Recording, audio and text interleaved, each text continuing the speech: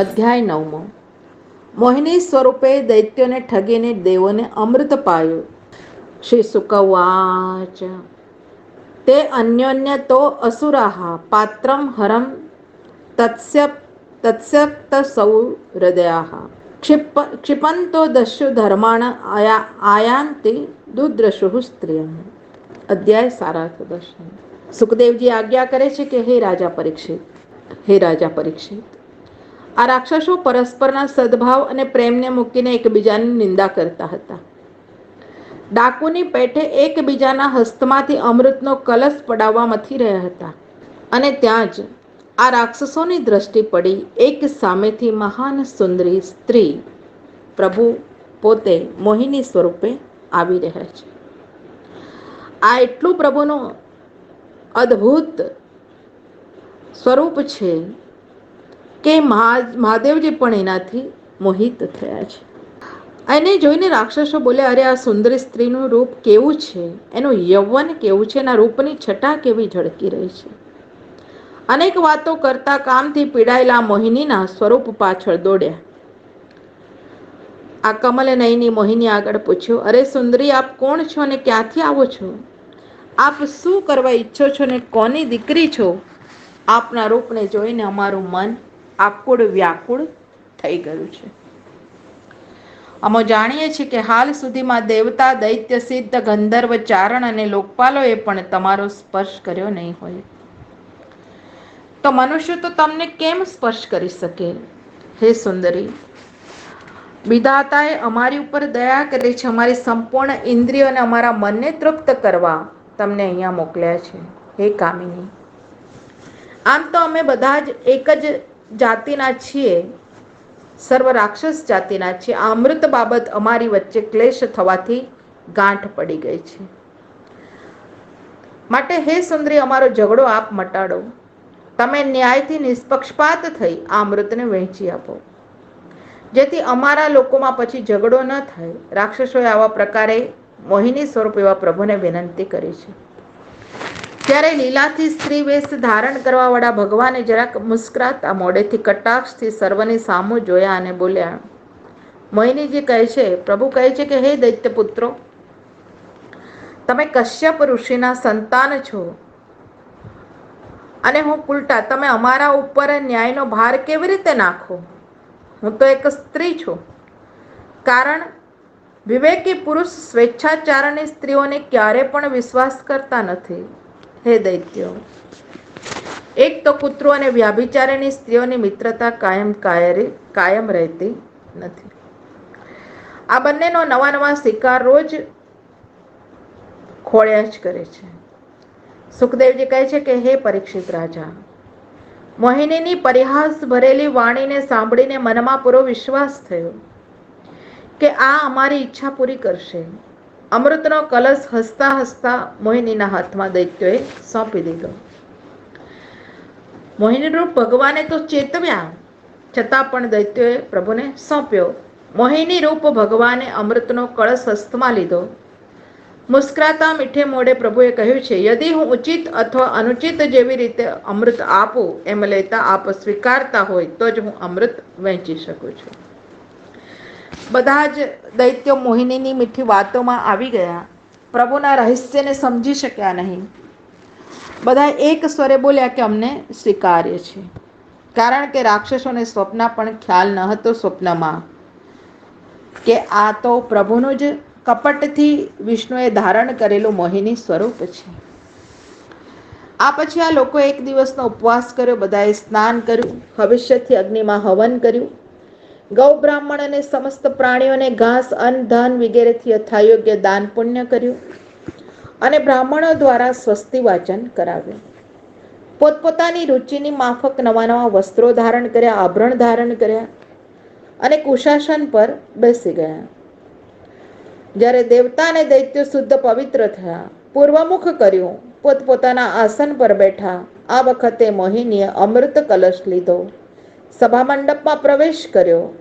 તે મોહિનીએ સુંદર વસ્ત્ર ધારણ કરેલા, નિતંબના ભારથી ધીમે ધીમે ગતિએ ચાલતા, નેત્રો મદથી ચકનાચૂર હતા, સ્વર્ણ કલશ જેવા કૂચ હતા અને હાથીના બચ્ચા જેવી સૂંઢના સમાન જંઘા હતી. એમના ચરણારવિંદના અનુપૂર્ણ અવાજ સભા મંડપને ગુંજાવતો હતો. કર્ણમાં સુંદર સુવર્ણના કુંડલ પ્રભુએ ધારણ કર્યા હતા. એની નાસિકા, કપોલ, મુખમાં દંતાવલી અત્યંત તેજસ્વી વીજળી જેવા ચમકતા હતા. ભગવાને પોતાના મનમાં વિચાર્યું કે અસુરોને અમૃત પીવડાવવું અને સર્પને દૂધ પીવડાવવા સમાન છે. માટે ભગવાને દેવ અને દૈત્યોની પંક્તિ જુદી જુદી બેસાડી લીધી, લાઈન બંધ બેસાડ્યા. અમૃતનો કલશ લઈ મોહિની ભગવાન દૈત્યોની પાસે હાવભાવ કટાક્ષથી ફરતા. એકાએક ભગવાન દેવતાઓની પંક્તિમાં જઈ પહોંચ્યા અને ત્યાં અમૃત દેવોને પીવડાવવા લાગ્યા. અમૃતના પીવાથી ગળપણ અને મૃત્યુ બંને છૂટી જાય છે. હે પરીક્ષિત રાજા, અસુરોએ પોતાની કરેલી પ્રતિજ્ઞાનું પાલન કરતા હતા અને તેમનો સ્નેહ પણ મોહિની સાથે થયો હતો. અને રાક્ષસો એ સ્ત્રી સાથે ઝઘડવું એક નિંદારૂપ સમજતા હતા, માટે ચૂપ થઈને બેસી રહ્યા. મોહિનીથી તેમનો પ્રેમ ઘણો થઈ ગયો હતો, માટે બીતા હતા કે આ મોહિનીથી ઝઘડો કરીશું તો પ્રેમ છૂટી જશે. કારણ કે આ મોહિનીએ પહેલા રાક્ષસોનું માને ઘણું કર્યું હતું, માટે એ પ્રેમના બંધનમાં બંધાઈને રાક્ષસોએ એને કશું કહ્યું નહીં. જે સમયે દેવતા અમૃત પી રહ્યા હતા, આ સમયે રાહુ નામનો દૈત્ય દેવતાઓને વેશ ધારણ કર્યા દેવતાઓની પંક્તિમાં આવીને બેઠો. એને પણ અમૃત પીધું. પણ સૂર્ય અને ચંદ્ર બંને દેવોએ આ પોલ ખોલી દીધો. એ જોઈ મોહિની ભગવાને તીખી ધારવાળા સુદર્શન ચક્ર વડે આ રાહુનું મસ્તક છેદી નાખ્યું. અમૃત પીવાથી અમર તો બની ગયો, માટે બ્રહ્માજીને નવગ્રહમાં એક ગ્રહ બનાવી દીધો. એ જ કારણથી સૂર્યચંદ્રનો બદલો લેવા અમાસ અને પૂર્ણિમા સમયે રાહુ સૂર્યચંદ્ર સામે દોડે છે અને એને આપણે ગ્રહણ કહીએ છીએ. ભગવાન વિષ્ણુ દેવોને અમૃત પાઈ તરત મોહિની રૂપ છોડ્યું, વિષ્ણુ રૂપમાં આવી ગયા. હે પરીક્ષિત, દેવતા અને દૈત્ય બંને એક જ સ્થાન પર એક જ સમયે પ્રયોજન માટે એક જ વસ્તુ લેવાની ઈચ્છાથી મંથનનું કાર્ય એક સરખું કર્યું, પણ ફલમાં ઘણો ભેદ પડી ગયો. દેવતાઓને અમૃત પીવા મળ્યું, પણ રાક્ષસો ભગવાનથી વિમુખ હોવાને લીધે અમૃતથી વંચિત રહ્યા. મનુષ્ય પોતાના પ્રાણ, ધન, કર્મ, મન, વાણી વગેરે દ્વારા શરીર તથા પુત્ર માટે જે કરે છે એ શ્રમ વ્યર્થ થાય છે, કારણ કે એમાં ભેદબુદ્ધિ રહે છે. પરંતુ એ જ પ્રાણ આદિ વસ્તુ દ્વારા જે કંઈ ભગવાન માટે કરવામાં આવે તો એ કરેલી ક્રિયા બધી જ ભેદભાવ રહિત હોવાથી પુત્ર, સ્ત્રી, પતિ, મન, પ્રાણ આ સર્વ સ્વીકારેલા સફળ થઈ જાય છે. જેમ વૃક્ષના પાણી રેડવાથી એના ડાળા પાંદડા બધાય સિંચાવાથી લીલા થઈ જાય છે, એમ ભગવાનના નિમિત્તે ક્રિયા કરેથી આખા જગતનો આત્મા તૃપ્ત થઈ જાય છે. અધ્યાય તત્વાર્થ દર્શન. બે જણાના ઝઘડામાં તૃતીયસ્થ ન્યાયાધીશ સદાચારી જે ભગવાન જેવો દેવપુરુષ હોય તેમનું કર્તવ્ય એ છે કે જેમ દારૂના બાટલામાં ગંગાજળ રેડીએ તો ગંગાજળ પણ દારૂ થઈ જાય, એમ દૈત્યને અમૃત પીવડાવવાથી અમૃતનું પરિણામ દેવો ઉપર ખોટું જ નીવડશે, માટે સર્પને દૂધ પાવા જેવું છે. આ તત્વનો વિચાર કરી દૈત્યોને અમૃતથી અમુક કામિનીઓ સાથે ઉપભોગ કરીને ઇન્દ્રિયોને તૃપ્ત કરીશું, તેમજ સ્વર્ગનું સુખ નિરંતર ભોગવીશું. દેવતાઓને નીચા દેખાડીશું. આ બીજાઓને કષ્ટ પહોંચાડવા અને પોતાના સ્વાર્થ બુદ્ધિની ઈચ્છાથી અમૃત પીવાની ઈચ્છાવાળા અનીતિના માર્ગે વર્તન કરનારા રાક્ષસોને જોઈ ભગવાને રાક્ષસોને અમૃત પાવું ઉચિત ન માન્યું. જે રાક્ષસોના કામમાં આસક્તિ હતી તેઓને વંચિત કરવા કામિની મોહિની યુવતીનું જ સ્વરૂપ પ્રભુએ ધારણ કર્યું. તેઓ પાસેથી અમૃતનો કલશ લઈ લીધો. તેઓને શરતમાં બાંધ્યા કે મારી ઈચ્છા મુજબ આ અમૃતનો ભાગ હું વહેંચીશ, એ તમારે કબૂલ હોય તો મને અમૃતનો કલશ આપો. દૈત્યની દ્રષ્ટિ હતી દ્વત, એટલે બે પ્રકારની દ્રષ્ટિ એ નીચે મુજબ કહી છે. દૈત્યની બે પ્રકારની દ્રષ્ટિ કહી છે. હું પુરુષ અને મારી ઇન્દ્રિયોની તૃપ્તિ કરનારી આ સ્ત્રી છે, આવો ભાવ પુરુષમાં હોય છે. આ દ્વૈત બુદ્ધિ છે. આવી ભાવના ઈશ્વર પર જીવની દ્વૈત દ્રષ્ટિ થાય એવા પુરુષને કામાસક્ત જાણી ભગવાન ભક્તિરસરૂપ અમૃતનું પાન કદી કરાવતા નથી. જે શુદ્ધ ચરિત્રવાન છે, સર્વ ખલુમ ઇદમ બ્રહ્મ, આ બધું જગત બ્રહ્મ જ છે, એનાથી બીજી કોઈ વસ્તુ જ નથી. આ સિદ્ધાંતનો જાણકાર, આચરણ કરનાર તે શુદ્ધ અદ્વૈતવાદવાળા બ્રહ્મવાદી કહેવાય છે. તેવાને જે દેવમાની ભગવાન ભક્તિરસ અમૃત સુધાનું દાન આપે છે, માટે દેવોની ઉપર પ્રમાણે ભાવના હોવાથી તેઓને અમૃત પીવડાવ્યું અને રાક્ષસો દૈત્ય દ્રષ્ટિવાળા હોવાથી અમૃત પીવાની લાયકાત ન હોવાથી એમને અમૃત રસથી વંચિત રહેવું પડ્યું. આપણા પુષ્ટિ સિદ્ધાંત પ્રમાણે બ્રહ્મ સંબંધી શરણે આવેલા જીવો બધા એક સરખી ભાવનાવાળા હોતા નથી. કોઈ પુષ્ટિમાર્ગમાં આવીને વૈષ્ણવ સાથે મારી ઓળખાણ થશે, એનાથી મારો જીવન નિર્વાહ ચાલશે, કોઈની આવી ભાવના હોય છે. કોઈને સારા પદાર્થો ખાવા મળશે, આવી ભાવના હોય છે. તેમજ નિષ્કૃષ્ટ ભાવનાવાળા નીચી ભાવના કામાસક્ત બની પુષ્ટિ માર્ગનું અવલંબન કરે છે. કોઈક લોકો પુષ્ટિ માર્ગમાં આવી મહત્વેશના મોટાઈ મેળવવા પુષ્ટિ માર્ગનું શરણ લે છે. આવા અનેક પ્રકાર ઉપર કહેલી વાસનાવાળાઓનું શરણ ધર્મમાં વાસનાઓ પ્રતિબંધરૂપ હોવાથી ઘણા થોડા જન્મનો અંતરાય ભોગવીને જન્મ મરણ એમને ભોગવવા પડે છે. શુદ્ધ નિર્દોષ નિસ્વાર્થ બુદ્ધિથી પુષ્ટિમાર્ગે શરણ લેવાવાળા જીવનનું અંતઃકરણ શુદ્ધ જોઈને ભગવાન તત્કાલ શરણ સિદ્ધ કરાવી દે છે. દંડવત પ્રણામ પ્રભુ.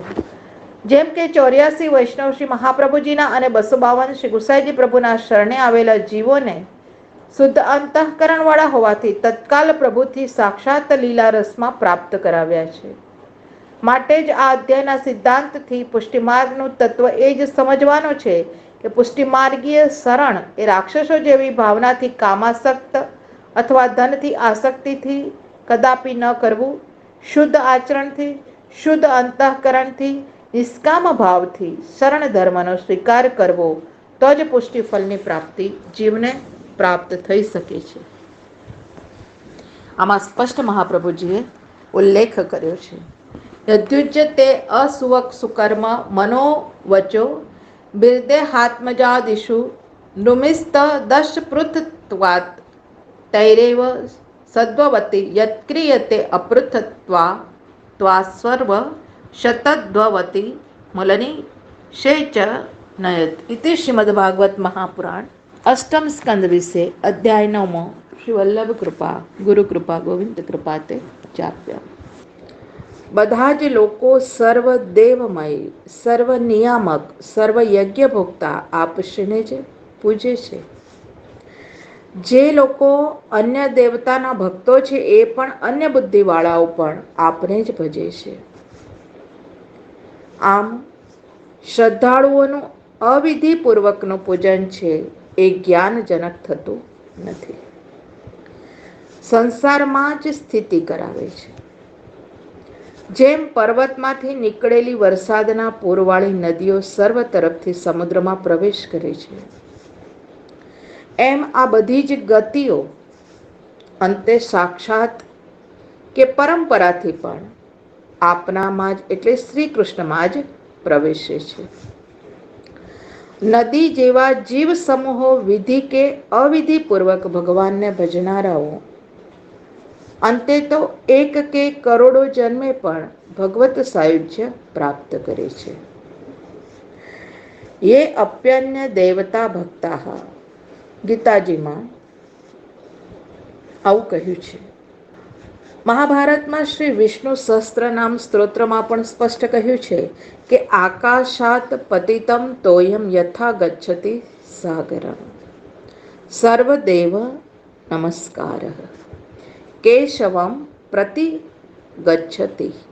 આકાશમાંથી પડેલું જલ નદી રૂપે જેમ સાગરમાં સમાય છે, એવી જ રીતે સર્વદેવને કરેલા નમસ્કાર એ કેશવને એટલે કે કૃષ્ણને જ પ્રાપ્ત થાય છે. જેમ બેંકના કેશિયરને બેંકમાં આપેલી રકમ બેંકમાં જ જમા થાય એટલે બેંક મૂલ છે. કેશિયર પોતે રાખી કે ઘરે લઈ જઈ શકે નહીં, નહીં તો ઘેરાઈ જાય.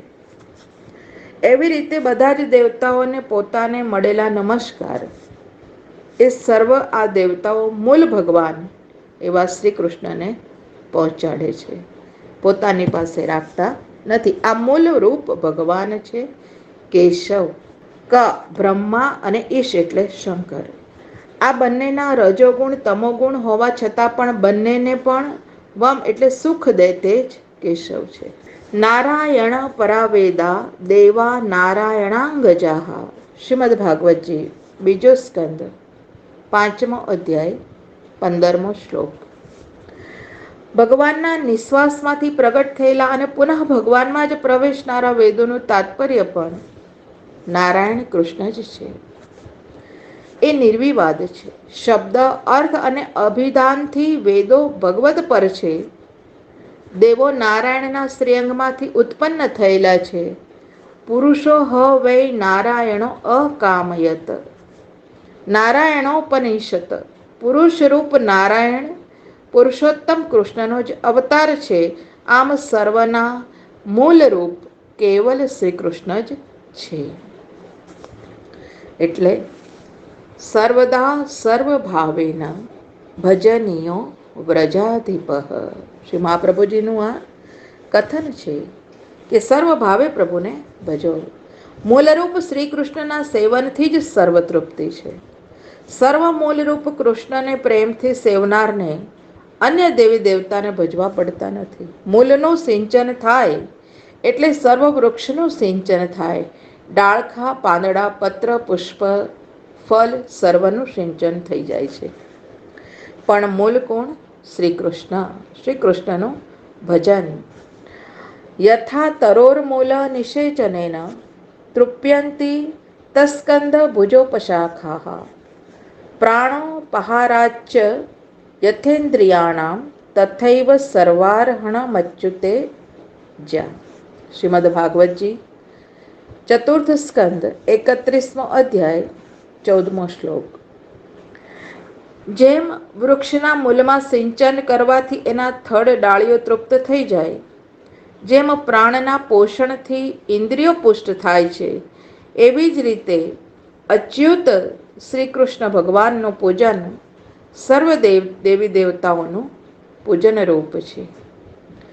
ભગવાન શ્રી કૃષ્ણની સેવા કરનારને તો અન્ય સેવક આવશ્યક નથી રહેતો, અભિલાષ પણ ન થાય.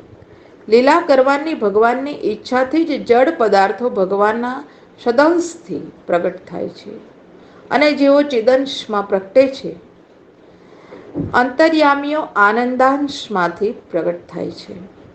જગતમાંના આ ત્રણેય જડ જીવ અંતર્યામી ભગવાન એ સચ્ચિદાનંદના અંશરૂપ છે. દેવી દેવતાઓ વગેરે ભગવાનના વિભૂતિ રૂપ છે અને વિભૂતિઓ પણ બધે જ છેવટે તો સચ્ચિદાનંદના જ અંશરૂપ છે. વિશેષતાનું પ્રાગટ્ય છે. નૃસિંહ વામન વગેરે અવતારો પણ પ્રભુના અંશ અંશાંશ કલા અને આવેશ અવતાર ગણાય છે. બધા જ ભગવાનના જ અંશ છે, કોઈ પૂર્ણ નથી. પૂર્ણતા તો ભગવાને કૃષ્ણાવતારમાં જ કેવલ યશોદોત્સંગ લાલિતમાં પ્રગટ કરી છે. દંડવત પ્રણામ પ્રભુ.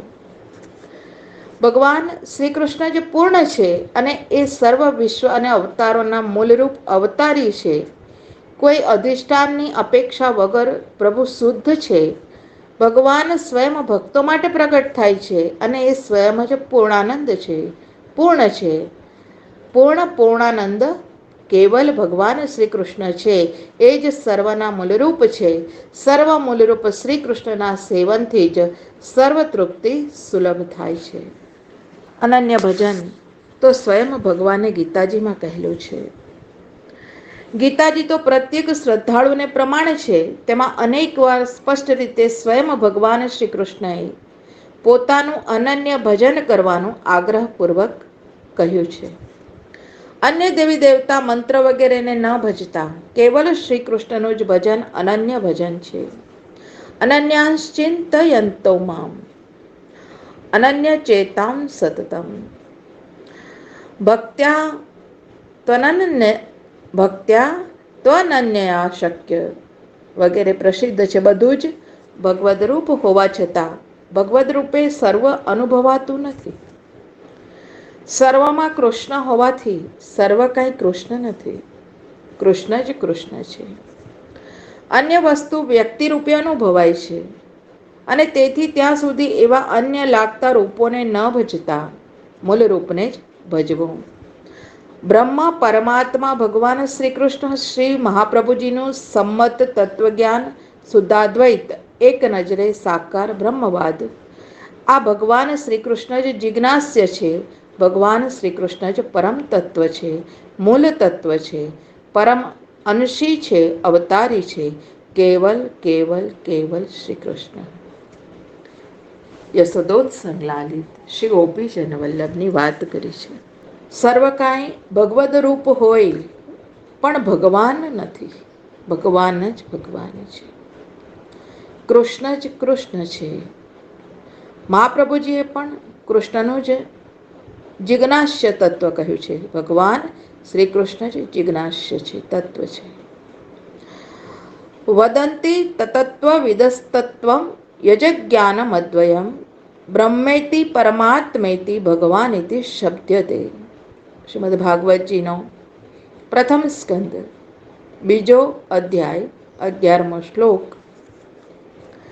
એમાં કહ્યું છે કે પોતપોતાના શાસ્ત્રોમાં તત્વવેતા તો ઘણા ગણાતા હોય, પણ પ્રમાણ બલ વિચારે તો વેદ સર્વના ઉપજીવક આધારરૂપ છે. વેદાર્થ વિદ જ તત્વવિદ છે. ઋષિઓમાં પણ વેદાર્થમાં પરસ્પર મતભેદ છે અને જેના મતમાં વેદથી અક્ષર માત્રમાં પણ વિરોધ ન આવતો હોય એ જ તત્વવિદ છે. તત્વવિદ કહ્યું છે. એમના મતે તો જે દ્વૈત નિવર્તક અદ્વિતીય જ્ઞાન એ તત્વ છે. મહાપ્રભુ શ્રીમદ વલ્લભાચાર્યજીએ તો વેદના પ્રત્યેક અક્ષરને પ્રમાણભૂત ગણીને વેદ શ્રીકૃષ્ણ વાક્યો, વ્યાસજીના બ્રહ્મસૂત્રો અને વ્યાસજીની સમાધિ ભાષારૂપ શ્રીમદ ભાગવતજીની એક વાક્યતાથી એમાં સ્વાભાવિક પ્રતિપાદિત મૌલિક અદ્વૈત જ્ઞાન, જે અદ્વૈત જ્ઞાન છે, પોતે સ્વીકાર્યું છે. એમાં પોતે શબ્દાર્થ આશયમાં કાંઈ જ વધારો ઘટાડો ફેરફાર કર્યો નથી. તેથી જ તે શુદ્ધ છે. આમ શ્રી મહાપ્રભુજીનો મત શુદ્ધાદ્વૈત છે. દ્વિધા ઇતમ દ્વિતમ તદૈવ દ્વૈતમ. બે પ્રકારે પ્રાપ્ત થતું, સમજાતું બે પ્રકારનું જ્ઞાન. દ્વૈત એટલે બે પ્રકાર. શુદ્ધાદ્વૈત શુદ્ધ પ્રકારનું જ્ઞાન. એ દ્વૈત ન દ્વૈતમ અદ્વૈતમ, બે પ્રકારનું જ્ઞાન નહીં, તે અદ્વૈત. નામરૂપ કાર્ય કારણ બ્રહ્મ જીવ, આ સૌનું અભેદ રૂપે જ્ઞાન એ જ અદ્વૈત છે. નામ રૂપે વ્યાકરવાણી છંદોગ્ય શ્રુતિથી નામરૂપ વ્યવહાર ભગવદકૃત છે અને તેથી જ શ્રુતિ ભગવદ રૂપ છે. અસ્તિ ભાંતિ પ્રિયમ રૂપમ નામ ચેત્યર્થ પંચકમ આદ્યમ ત્રયમ બ્રહ્મ રૂપમ જગત રૂપમ તતઃ પરમ. આમ પહેલા ત્રણ એ સચિદાનંદ બ્રહ્મરૂપ છે અને છેવટના બે નામરૂપ છે, એ જગતરૂપ છે. એ માયિક નથી, બ્રહ્મરૂપ છે. જગત કાર્ય છે, બ્રહ્મ કારણરૂપ છે. મૂળ બ્રહ્મ છે. કાર્ય કારણ અભેદ છે. સર્વમ ખલ્વિદમ બ્રહ્મ તજ્જલાન શાંત ઉપાસિત. છંદોગ્ય જાયતે લીયતે અનિતિતિતિ જલાન તસ્મૈન જલાન તજ્જલાન. આ સગળું જ જગત ખરેખર ઉત્પત્તિ સ્થિતિ લય દશામાં સગળું જગત બ્રહ્મમાં જ છે. એનું અનુસંધાન કરવું. આ જગત બધી જ અવસ્થામાં બ્રહ્મથી અભિન્ન છે, અનન્ય છે. આમ કાર્યરૂપ જગત છે, પણ કારણરૂપ મૂળરૂપ એવા બ્રહ્મનું અદ્વૈત સ્વરૂપ, એટલે બ્રહ્મ અને જીવનું પણ અદ્વૈત સ્વરૂપ છે. આમ શુદ્ધ શાસ્ત્રોક્ત જ અદ્વૈત છે, એ જ શુદ્ધાદ્વૈત મહાપ્રભુજીએ કહ્યું છે. શ્રીમદ ભાગવતની જ પ્રધાનતા શ્રી આચાર્ય ચરણે કહી છે. વેદે કૃષ્ણ વચસુઃ સૂત્ર સૂચય વ્યાસસ્ય સમાદિકે અદ્વૈતમ કિલ સર્વદર્શનવરમ યાથાર્થ્યતો વર્તતે. યન્નું નાધિક ભિન્ન શબ્દ રહિતમ શુદ્ધમ હિ તદ્વલ્લભાઃ શ્રીચક્રુઃ પરમં સ્વદર્શનતયા સાકારવાદો યતઃ વિજ્ઞાન વિહાર. સર્વ વેદોની અંદર ગીતાજીમાંના શ્રી કૃષ્ણ વાક્યોમાં, મહર્ષિ વ્યાસજીના બ્રહ્મસૂત્રોમાં તથા તેના અવિરોધી જૈમિની સૂત્રોમાં કૃષ્ણ દ્વૈપાયન મહર્ષિ વ્યાસજીની સમાધિ ભાષારૂપ શ્રીમદ ભાગવતજી કહ્યું છે. અને આ શ્રીમદ ભાગવતજીમાં સર્વ દર્શનોમાં સર્વશ્રેષ્ઠ પ્રસિદ્ધ અદ્વૈત યથાર્થ રીતે કહેલું છે, રહેલું છે. જે ન્યૂન અધિક ભિન્ન શબ્દ અર્થ રહિત જેવું છે તેવું જ શુદ્ધ છે એ નિશ્ચિત છે. શ્રીમદ વલ્લભાચાર્યજી મહાપ્રભુજી પૂજ્ય આચાર્ય ચરણો કહ્યું છે કે પરમ પુરુષોત્તમનો પરિચય દેતા પ્રાપ્ત કરાવતા શુદ્ધાદ્વૈતને સ્વદર્શન શાસ્ત્ર રૂપે સ્વીકાર્યું છે. એટલી મોટી વાત કહી છે. સ્વદર્શન શાસ્ત્ર, જેથી સાકાર બ્રહ્મવાદ મુખ્ય રૂપે છે. સાકાર બ્રહ્મવાદનું સ્થાપન શ્રી મહાપ્રભુજીની વિશેષતા છે. આ અદ્વૈત જ્ઞાન જેનું છે એ તત્વને વેદમાં બ્રહ્મ, ગીતાજીમાં પરમાત્મા અને શ્રીમદ ભાગવતજીમાં ભગવાન કહ્યા છે. માટે શબ્દો આમાં બદલાય છે, તત્વ બદલાતું નથી. શ્રી વલ્લભાધીશ કી જય. શ્રીમદ ભાગવતજીમાં સત્યમ પરમ ધીમહિ, આનો જ પરિચય મહર્ષિ વ્યાસજીએ શ્રી કૃષ્ણાવતાર સમયે ગર્ભસ્તુતિમાં આખા શ્રીમદ ભાગવતજીમાં એક જ માત્ર સ્થળે આપ્યો છે, સત્યવ્રતમ સત્ય પરમ કહીને. સત્ય પરમ રૂપે પોતાને પુરુષોત્તમ શ્રી કૃષ્ણ જ અભિપ્રેત છે, પ્રતિપાદ્ય છે એમ સ્પષ્ટ કહી દીધું છે. અંતે પણ સત્યમ પરમ ધીમહિમાં કહીને આદિ મધ્ય અને અંતમાં કેવલ શ્રી કૃષ્ણ જ ગાયેલા છે.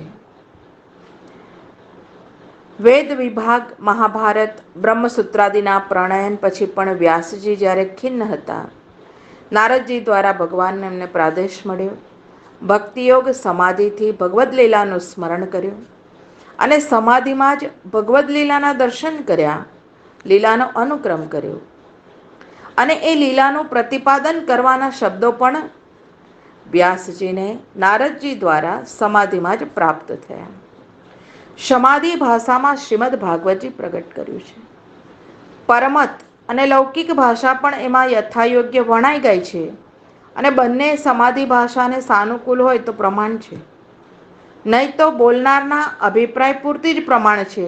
શ્રીમદ ભાગવતજીના 12 સ્કંદ એ ભગવાન શ્રી કૃષ્ણ આપણા શ્રી ગોવર્ધન ધરણ યશોદોત્સંગ લાલિત શ્રી ગોપીજન વલ્લભના 12 અંગ છે. શ્રીમદ ભાગવતજી મહાપુરાણ પ્રભુના યુગલે ચરણાવિંદોમાં આપણા સૌના અનંત અનંત કોટી દંડવત પ્રણામ પ્રભુ સ્વીકાર કરે. શ્રી ગુરુ ચરણારવિંદો જયતી. એમાં 12 લીલાઓનું પ્રતિપાદન છે. પ્રથમ દ્વિતીય સ્કંદમાં અધિકાર લીલા એટલે પ્રભુના બંને યુગલ ચરણારવિંદ દંડવત પ્રણામ પ્રભુ. સાધન 2 ગૌણ લીલા છે.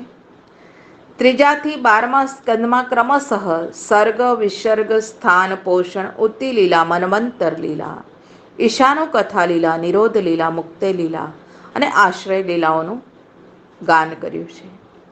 શ્રીમદ ભાગવતજીમાં સત્યમ પરમથી, સત્ય કેવલ કૃષ્ણ છે, સત્યમ પરમથી તથા કૃષ્ણસ્તુ ભગવાન સ્વયંથી સ્પષ્ટ રીતે શ્રી કૃષ્ણનું જ પ્રતિપાદન કરેલું છે. એટલે આનંદરૂપ હરિ કેવલ શ્રી કૃષ્ણ જ લીલારસરૂપ લીલાધર કહેલા છે પ્રભુને. એટલે જ શ્રીમદ ભાગવતજીનો શાસ્ત્રાર્થ છે.